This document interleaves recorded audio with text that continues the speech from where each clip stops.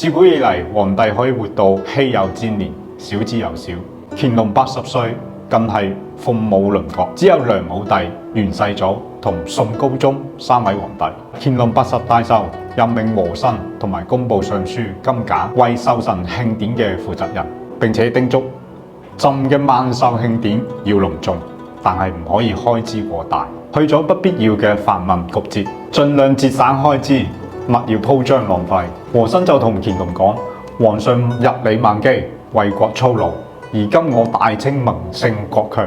百姓安居樂業，今逢80壽辰，今古少有，應該辦得熱鬧啲，與民同樂。至於所需銀兩，皇上不必擔心，由奴才籌飾就是，不花國庫1文錢。商人聽到皇上要辦80壽辰慶典，踴躍捐款捐物，孝敬萬歲爺。乾隆大喜，除咗商人捐獻銀兩之外，各皇宮大臣、伯耆、各部院官員嘅俸祿中扣咗一部分，外省官員從養廉銀中扣咗3/10。曹督、河督、學政、倉長侍郎、將軍、副都統、鹽政、織造、佐良廳、地方官差稅務、城守衛等，均按照級別繳納唔同嘅銀兩。5月初10日，乾隆前往熱河，國外臣使陸續嚟到，有安南王國、緬甸使臣、朝鮮使臣、南蔣國使臣以及琉球國嘅使臣，各國使臣都獻出禮物。西域嘅各個部落嘅首領